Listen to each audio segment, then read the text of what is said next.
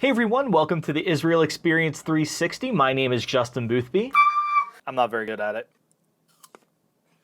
And today we're talking about Rosh Hashanah, which is the Jewish New Year. In Hebrew, this literally translates to head of the year. And this is a beautiful time of celebration, of anticipation and excitement for what God is going to do in the new year. And there's all kinds of shofars blasting, there's apples and honey. And the most important part is for us as Christ followers, we get to see how Jesus fulfills this festival.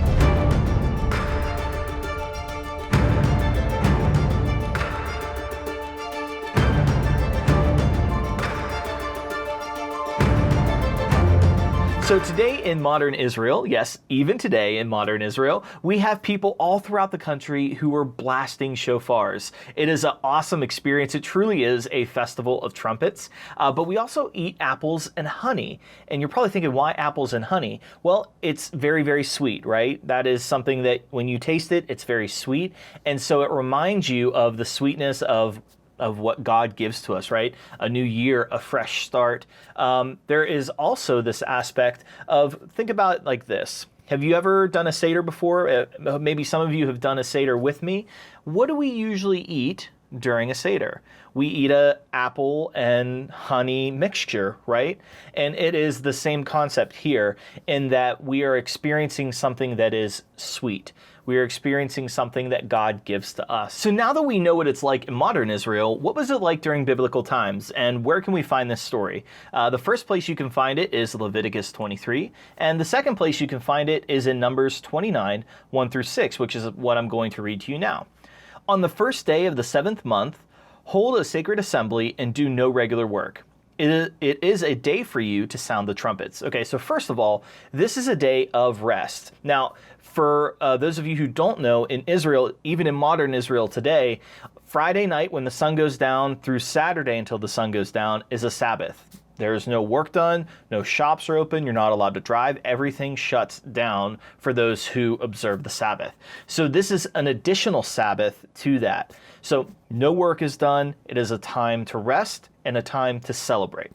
Now, he goes on to say in Numbers 29, 2, as an aroma pleasing to the Lord, offer a burnt offering of 1 young bull, 1 ram, and 7 male lambs a year old, all without defect. This is important for us. This has to be without defect. It could not have any marks. It could not be anything other than without blemish. So that was what the offerings had to be like.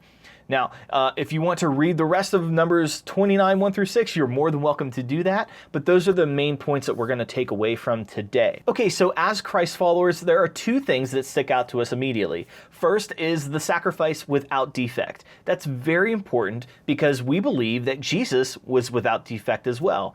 We believe that he was fully God and fully man, and that when he went to the cross, he was totally sinless. He took all of our sin upon him on the cross. And we'll talk a little bit about Yom Kippur next, but this kind of ties in with that. But Jesus fulfills this festival because he was a sacrifice without defect. The second thing that we can look at is that this is a festival of trumpets, right? This is a day where we blast the shofars. And we believe that when Jesus returns, there will be a loud shofar blast. Now, this is seen in Matthew 24:31, and then Paul reiterates this in 1 Thessalonians 4:16, as well as 1 Corinthians 15:52. So even though Jesus has yet to fulfill maybe this particular aspect of the festival, it is what we call in eschatology, which is the study of end times.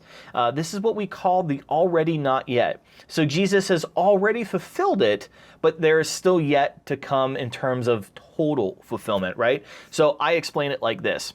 You have made a purchase from Amazon, it is shipped, and it's on its way, but it's not here yet, right? You've paid for it, everything's ready to go. You're just hoping that USPS doesn't screw up the shipping on it. I'll tell you, I have had the worst situations with USPS this year. But nevertheless, we know that God is not USPS and his timing is perfect. So we believe that Jesus will fulfill this particular festival when the time is right. So a third aspect I'd like us to look at is the Sabbath. This is a day to rest. Now, if we're talking about end times, we're talking about Jesus returning.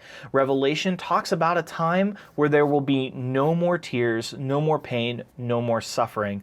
A real, truthful Sabbath. That's what's going to happen when we enter into the presence of Jesus in fullness. And so we can look at Jesus as fulfilling this both already and not yet. Jesus has fulfilled it, but there's still more to come. There's still more to hope for. And so that's something that we can look forward to this Rosh Hashanah, which is coming up in just a few weeks. We can remember and observe and celebrate that we have a Messiah who has redeemed us, who has saved us, and who has given us a hope for a better future. Thank you so much for watching this video. You can check out the full article at IsraelExperience360.com.